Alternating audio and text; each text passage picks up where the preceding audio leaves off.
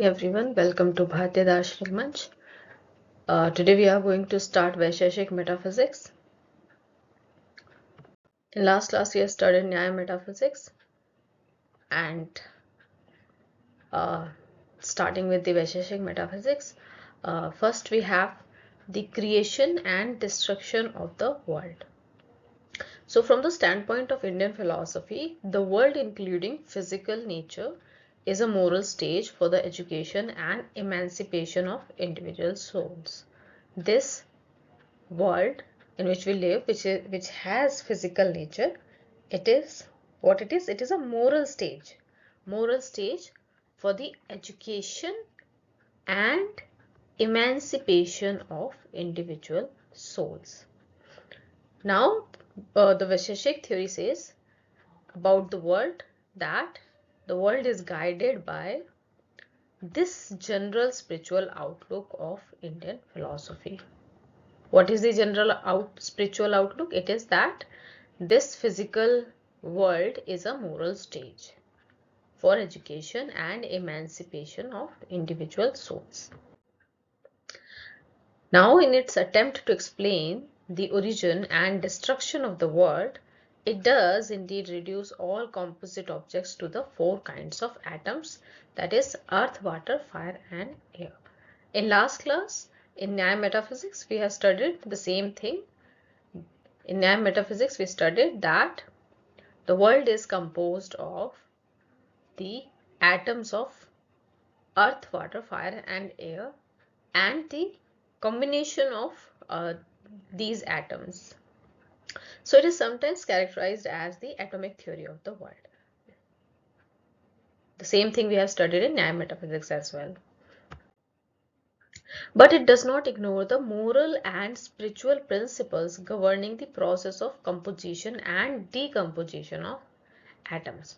So what we have? We have a principle which is moral and spiritual in nature. This principle is what governs the process of composition and decomposition of atoms. The atom combines and they destroy, and the principle behind their combination and destruction is this moral and spiritual principle. Further, 5 of the 9 kinds of substances to which all things may be reduced are not and cannot be reduced to material atoms. So,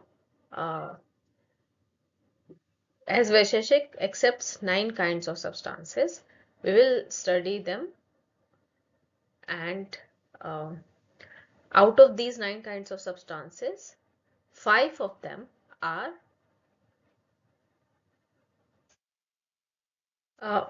5 of the 9 kinds of substances to which all things may be reduced are not and cannot be reduced to material atoms.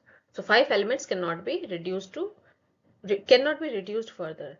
Remember, we were studying in Nyaya Metaphysics that earth, water, fire and air, they are a composition of atoms of their kind. So earth is made up of atoms of earth. Water is made up of atoms of water. But there are 5 substances which cannot be reduced, which means they cannot be subdivided. They are not made up of any atoms. Now, the atomic theory of the Vaisheshik has a background different from that of the atomism of Western science and philosophy. We know that in Western science we have atomic theory given by Dalton, that the atom is composed of subatomic particles. Right? Now, the latter is in principle a materialistic philosophy of the world.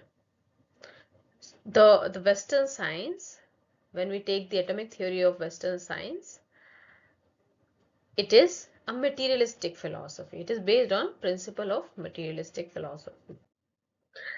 It explains the order and history of the world as the mechanical resultant of the fortuitous motions of innumerable atoms in infinite space and time and in different directions.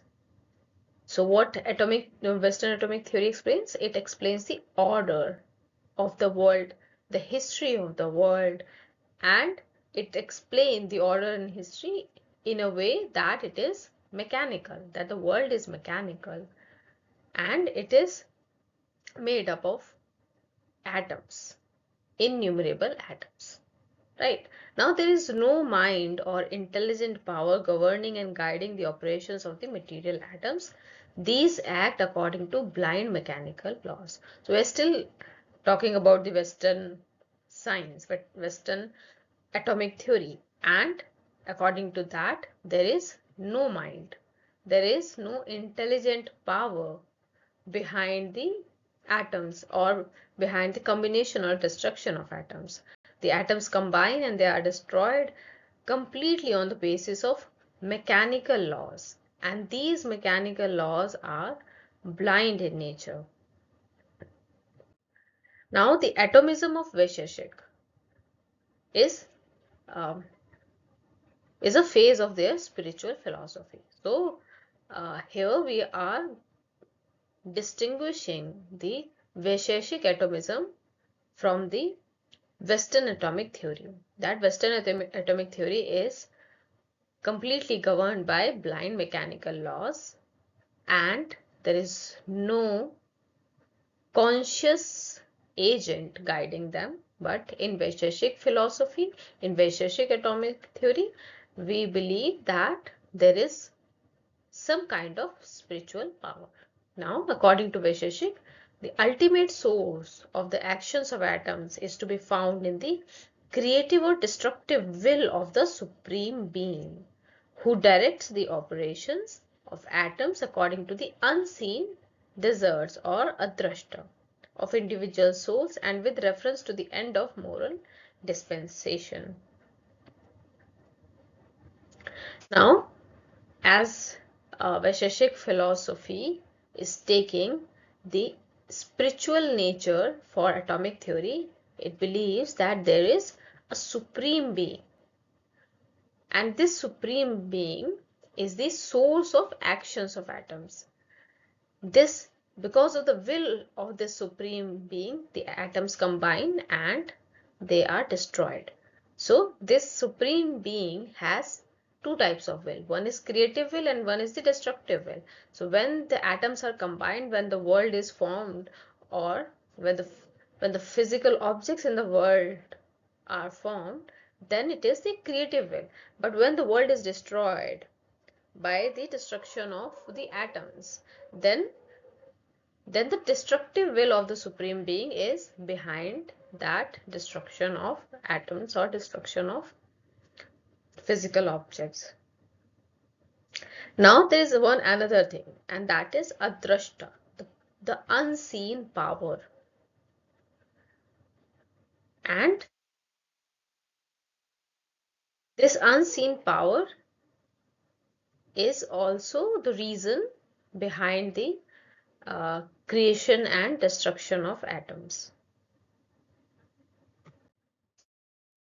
On this view, the order of the world is like that of monarchical state, which ultimately expresses the will of a wise monarch, and in which all things are so ordered and adjusted that the citizens get ample opportunities for self-expansion and self-development as free and responsible beings. So here we are taking an analogy, like the supreme being is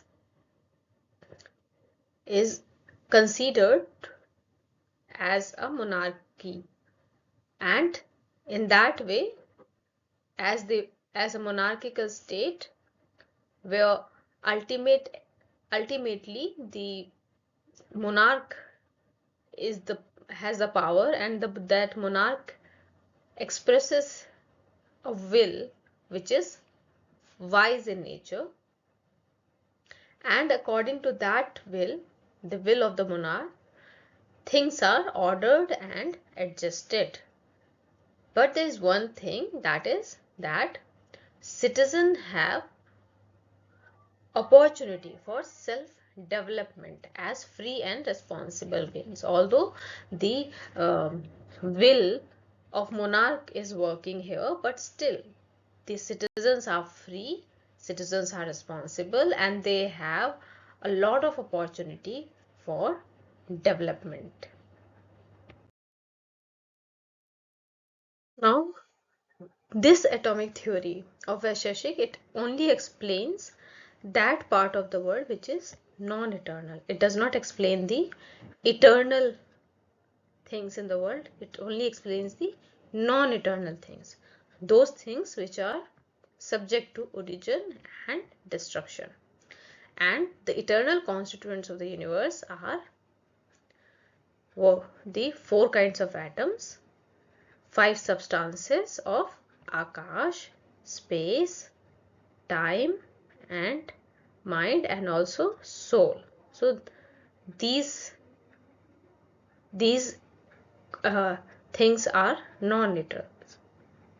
These things are eternal, and these things do not come within the purview of atomic theory.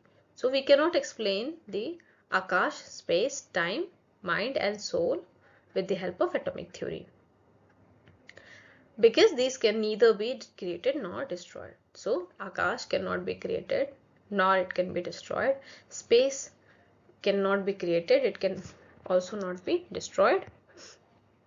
Similarly, time, mind and soul, they cannot be created and they cannot be destroyed. So they are eternal constituents of universe, and the atomic theory, the Vaisesik atomic theory, do not apply to these things. Now, on the other hand, all composite objects beginning with the dyad or the first compound of only two atoms, that is Dvayanuk, are non-eternal. So, we have seen what are the elements which are eternal, that is Akash, space, time, soul. These things are eternal. But when we talk about the non-eternal things, then they all objects which are composite of dyad or Dvayanuk, they are non-eternal. Hence, the atomic theory explains the order of creation and destruction of these non-eternal objects. So, atomic theory, the Vaisesik atomic theory, can only explain the creation and destruction of non-eternal objects. It cannot explain the creation or destruction of eternal objects. Plus, of course, if it is eternal, it cannot be created or destroyed. Now, all composite objects are constituted by the combination of atoms and destroyed through their separation. So, when the atoms combine, then the objects are formed. And when these atoms get separated, then the object is destroyed. So, this is the way of the creation of objects and destruction of object. The first combination of two atoms is called Dvayanuk or dyad, and a combination of three dyads is called Trayanuk or triad. So the first combination of two atoms, when there are only two atoms, one atom and the second atom, when they combine, what we find Dvayanuk. And when three Dvayanuk combines, like this is one Dvayanuk, then we have another Dvayanuk, and then we have one more Dvayanuk or dyad, and now we have a Trayanuk. In this way, in a Trayanuk there are 6 atoms, right? Now the Trayanuk is also called Trashrenu, and it is the minimum perceptible object according to the Vaisheshik philosophy. So when we talk about a dyad or a Dvayanuk, it is not perceptible. We cannot perceive it. So we cannot perceive the combination of only two atoms. But we can perceive a Trashrenu or Trayanuk. So when three Dvayanuk combines and a Trayanuk is formed, then we can perceive this Trayanuk. And this is the minimum perceptible object. The Parmanu or atom and the Dvayanuk or dyad, being smaller than the Trayanuk or triad, cannot be perceived. So one atom alone cannot be perceived. when two atoms are combined and Dvayanuk is formed, it is still cannot be perceived. But when Trayanuk is formed, which is formed by the combination of three Dvayanuk, then it is a perceptible thing. But what happens that we can infer one atom, we can infer one Dvayanuk, which is a combination of two atoms. So the atom or the Parmanu and the Dvayanuk or dyad, both of them can be known through inference. All the finite objects of the physical world and the physical world itself are composed of the four kinds of atoms in the form of dyads, triads, and other larger compounds arising out of these.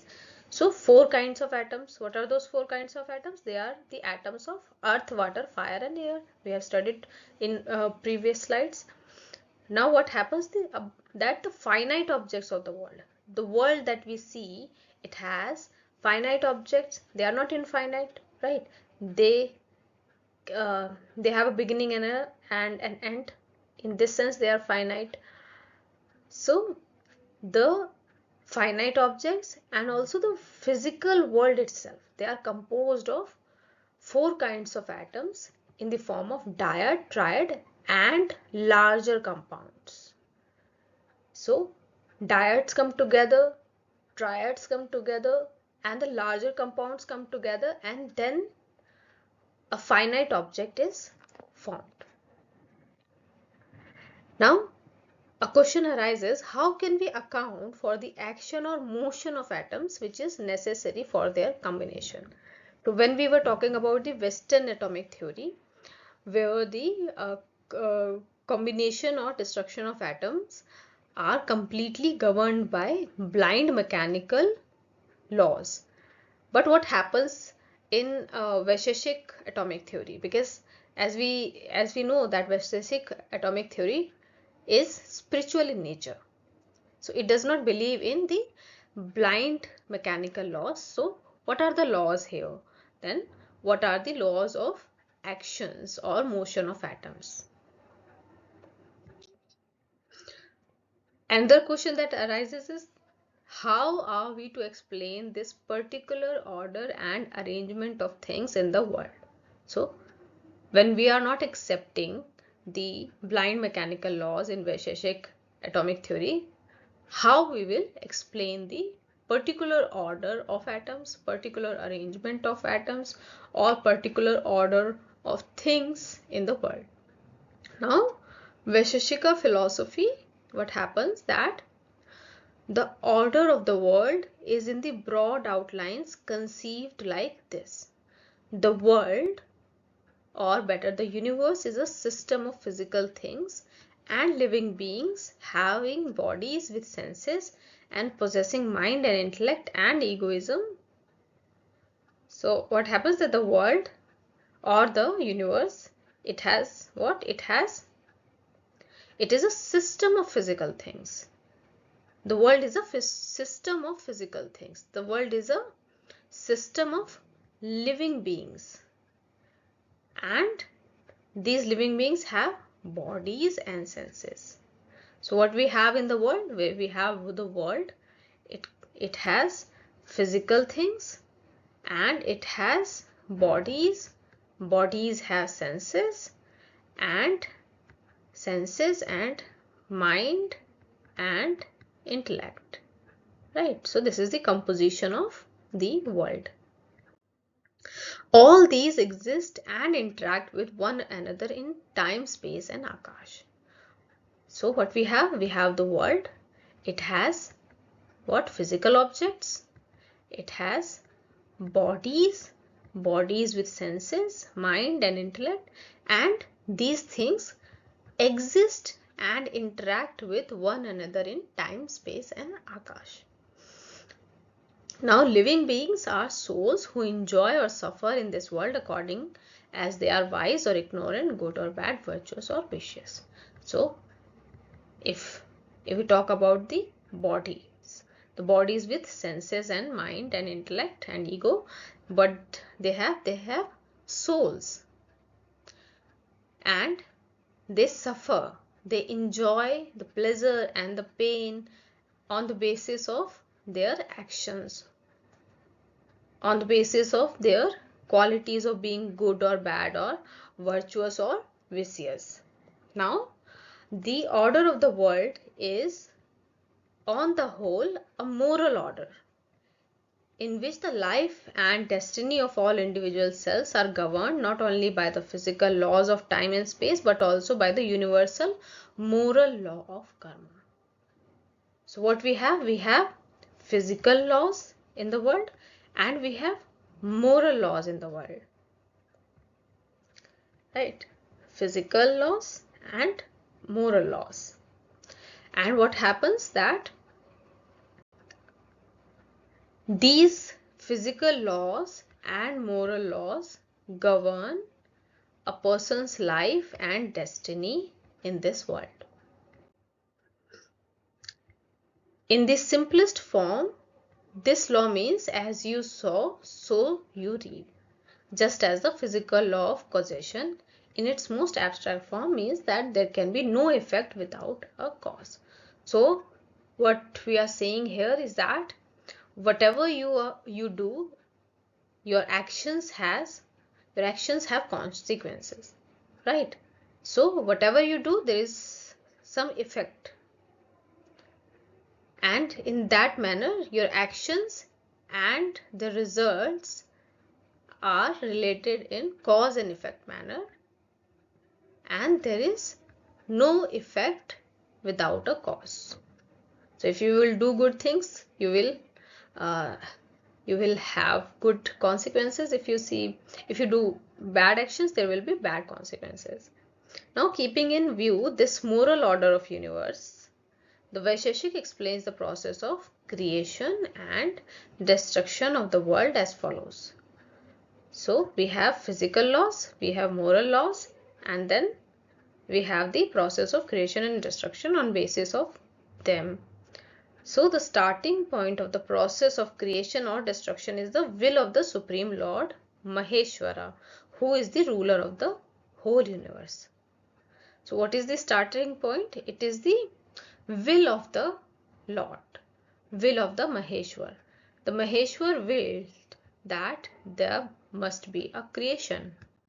Then the Lord conceives the will to create a universe in which individual beings may get their proper share of the experience of pleasure and pain according to their deserts. So what happens that first there is the will of God that there must be a creation, and that creation must be governed by some moral laws, and that moral law is the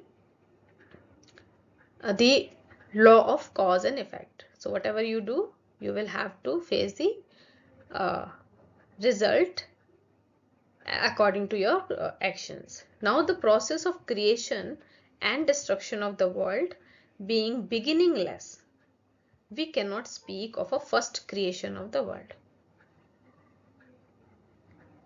So what happens that we cannot talk about the first creation of the world. We cannot talk when this world was created first. It is a process of creation and destruction, and it is beginningless.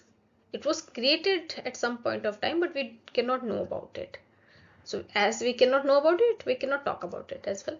So this process is anadi. It is beginningless. In truth, every creation is preceded by a state of destruction, and every destruction is preceded by some order of creation. So it is a series. There is creation, then there is destruction, then after destruction there is again creation, then again destruction. So it is a kind of series of creation and destruction. So we cannot know about the starting of the creation, starting of the first creation. To create is to destroy an existing order of things and usher in a new order. So when the Maheshwar or the Lord wants to create something, then the new creation means the destruction of the old creation. So the old creation is destroyed, then something new is created.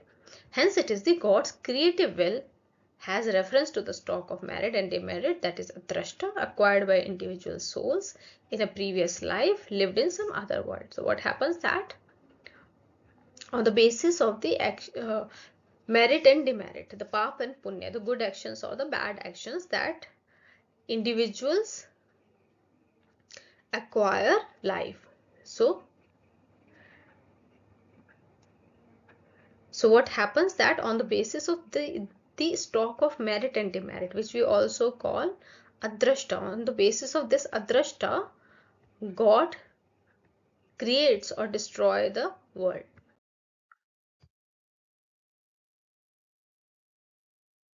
Now, when God thus wills to create a world, the unseen forces of moral deserts or adrashta in the eternal individual souls begin to function in direction of creation and the active life of experience, that is bhoga. So, as we know that the actions of a person creates the adrashta, the stock of merit and demerit, the stock of the good actions and the bad actions both create the adrashta or unseen moral force. Then what happens when there is the will of God to create the world? This adrashta begin to function in the direction of creation. Now it is the contact with souls endowed with the creative function of adrashta that first set in motion the atoms of air. So, the contact with the soul and adrashta both sets the motion of atoms of air. So, in the first place, what happens? The atoms of air starts moving. Out of combination of air atoms in the forms of dyads and triads arises the gross physical element Mahabhuta of air, and it exists as an incessantly vibrating medium in the eternal Akash.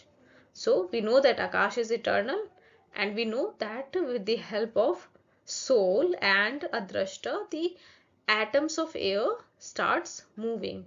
These atoms of air, they combine and they form dyads and triads. Then they form gross physical element of air. So atoms of air, they starts moving, and then there is the combination of atoms of air, and then there is gross physical element of air. And what happens that this gross physical element of air, the Mahabhuta of air, it vibrates in Akash. Then in a similar way, there is motion in the atoms of water and the creation of the gross element of water which exists in the air and is moved by it. So first the atoms of air starts moving, then the atoms of water starts moving. The atoms of water, they form the gross element of water, that is Mahabhuta of water. So first the Mahabhuta of air is formed, then the Mahabhuta of water is formed. Next, the atoms of earth are set in motion in similar way and compose the gross element of earth which exists in the vast expanse of the gross elemental water. So first the atoms of air move, then the atoms of water move, then the atoms of earth move. The atoms of air move and form the Mahabhuta of air. Atoms of water move and they form the Mahabhuta of water, or the gross physical element of water. Then the atoms of earth move and they form the gross physical element of earth. Then from the atoms of light arises in a similar way the gross element of light and exists with its luminosity in the gross water. So first the air, then water, then earth, and then light. After this, and by the mere thought, that is abhidhyan of God, there appears the embryo of a world, that is Brahmand, out of the atoms of light and earth. So first the atoms of air move, then the atoms of water move, then the atoms of earth move, and then the atoms of light move. The atoms of earth form the gross physical element of earth. The atoms of water form the gross physical element of water. The atoms of earth form the gross elements of earth. The atoms of light form the gross element of light. And then the atoms of earth and light, they combine together and form the embryo of world. God animates that great embryo with Brahma, the world soul, who is endowed with supreme wisdom, detachment and excellence, that is Gyan, Vairagya and Aishwarya. Then this embryo, which is formed with the atoms of earth and light, this embryo of world or the Brahmand has Brahma, and this Brahma has the quality of Gyan, Vairagya and Aishwarya. Gyan, that is wisdom, Vairagya, that is detachment, and Aishwarya, that is excellence. To Brahma, God entrusts the work of creation in its concrete details and with proper adjustment between merit and demerit on the one hand and happiness and misery. So what happens that this Brahma who is there in this Brahmand, it has the work of creation, and this Brahma has the work of adjustment, proper adjustment of what? Merit and demerit, the pap and the punya, the good actions and the bad actions, and the action of Brahma also is related with happiness and misery. The created world runs its course for many years. So, the world that is created in this manner with the help of atoms of earth and light, which is known as Brahmand, which has the Brahma, and the Brahma has some actions, some work. This world runs its course or its work for many years, but it cannot continue to exist and endure for all time to come. So what happens that after the world is formed, it run its course for many years, but it cannot sustain by itself. Just as after the stress and strain of the day's work, God allows us to rest at night, so after the trials and tribulations of many lives in one created world, God provides a way of escape from suffering for all living beings for some time. So what happens that, as we have already talked about, that here here the Vaisesikas believe in the cause and effect. They believe in the actions and their results. So what happens that whether the actions are good or bad, the result will always be there. So in that sense, there will be suffering and pleasure both. There will be pleasure and pain both, depending on the actions a person or an individual soul performs. So what happens that the individuals need to escape from this suffering, and what happens that God provides us an escape from this suffering. And it is similar to the way that when an individual is tired after a day's work, the person needs to rest. In the same way, God provides escape from all suffering. This is done by him through the destruction of world. So how God helps in escaping the world, helps in escaping the suffering of the world, that he destroy the world. There is the destruction of the world. So the period of creation is followed by a state of destruction. So there is the creation and then there is the destruction. When there is creation, individuals perform actions, and on the basis of action a drashta is created, and when there is destruction, all suffering, all actions, all adrashtas are destroyed. Now the theory of cycles, that is kalpa, or alternating periods of creation and destruction, is accepted by most of the orthodox systems of Indian philosophy. So there is alternating periods of creation and destruction. So there is like creation and then destruction and then creation again, then destruction again. So it follows. The series goes on. The belief that the world in which we live is not eternal and that at some distant time there shall be its dissolution is supported by an analogical argument. So for non-eternality of the world, we have an analogical argument, which is just as earthen substances like jars are destroyed, so maintains which are earthy shall be destroyed. So what happens? As something which has a beginning needs to have an end. So the world has a beginning, the world needs to have an end. Ponds and tanks are dried up, seasons and oceans, being only very big reservoirs of water, shall dry up.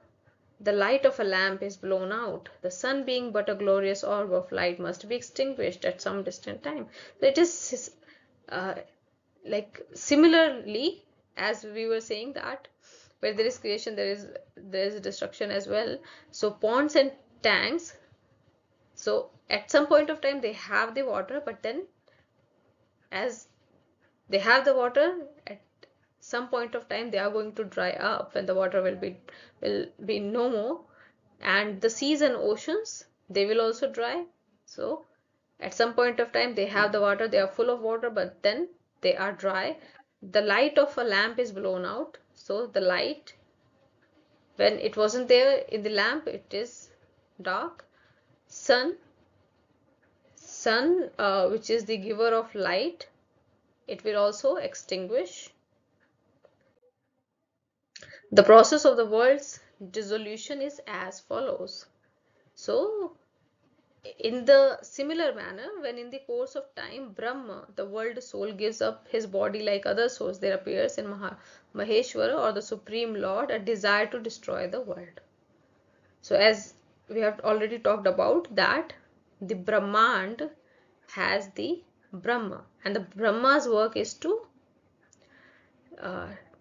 take into account the actions, the merit or demerit of the individual souls. So Brahma, which is also world soul, when this world soul gives up his body, then what happens? That the Maheshwara wills to destroy the world. When there will be no more Brahma in the Brahmand, there will be a will in the Maheshwara to destroy the world. Within this creative adrashta, or unseen moral agency in living beings, is counteracted by the corresponding destructive adrashta and ceases to function for the active life of experience. So earlier we were talking about the creative adrashta, the creative function of the adrashta, but now we are talking about the destructive power of the adrashta. So the creative power of adrashta is needed to form the creation, but destructive power of adrashta is needed when we need to destroy the world. It is in contact with such souls in which the destructive adrashta begins to operate that there is motion in the constituent atoms of their body and senses. So what happens when the destructive adrashta, the destructive power of adrashta, comes into action? There is motion in the constituent atoms of the body. On account of this motion, there is disjunction of the atoms.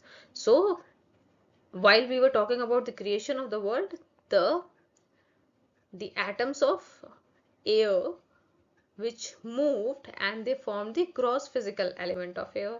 In the similar way, the atoms of water moved and formed the gross physical element of fire.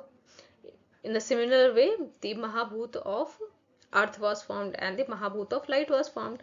Now the atoms, the motion of atoms is in the disjunction way. Now the atoms are moving, but they are not forming anything. They are destroying or disintegrating the thing. So the atoms of air, now they are moving, but they are disintegrating the air. The atom of water, they are moving, but they are also disintegrating the water. The body with the senses being thus destroyed, what remains are only atoms in their isolation. So what happens when all the atoms of different elements, they move, and instead of forming something, they are disintegrating the physical element. What happens? What remains is the atoms in isolation, right? Now because there is no force to bind them and form of one physical whole, there are atoms in isolation in the physical world. So also there is motion in the constituent atoms of the elemental earth and its consequent destruction through the cessation of their conjunction. In the similar way as we were talking about the air, the atoms of air, now they are moving, but they are disintegrating the air. Similarly, the atoms of earth, they also move, but they are disintegrating the earth. In this way, there is the destruction of the physical elements of earth, water, light and air, one after the other. So, the atoms of air, they moved and disintegrates. The atoms of water, they move and disintegrates. The atoms of earth, they also move and disintegrates. The atoms of light, they move and they also disintegrate. Thus, these four physical elements and all bodies and sense organs are disintegrated and destroyed. In this way, everything is destroyed. What remain are the four kinds of atoms of earth, water, light and air in their isolation. When the gross physical elements of water, the gross physical element of earth, the gross physical element of light, when these gross physical elements are destroyed and only the atoms remain in the isolation, and the eternal substances, akash, time, space, mind and soul, the five eternal substances with their stock of merit and demerit, which is the drashta, and past impressions, bhavana, these things remain in isolation. It will be observed here that while in the order of destruction, earth compounds come first and then those of water, light and air in succession. In the order of creation, air compound comes first, water next, and then those of the great earth and light appear. So when we were talking about the creation, the first thing to be formed, the first gross element to be formed was air, then water, then we have earth, then we have light. This is the order of creation, right? But when there is dissolution, the first thing that is destroyed is the earth. First earth destroys earth, then water destroys, then comes the light, and at last the gross physical element of air is destroyed. So this is the order of destruction. So we see that the order of creation is not similar to the order of destruction. That was all for this lecture. We will meet in another lecture uh, in the series of Indian metaphysics, which will be Sankhya metaphysics. And if you have any query, you can ask in the comment box. Thank you.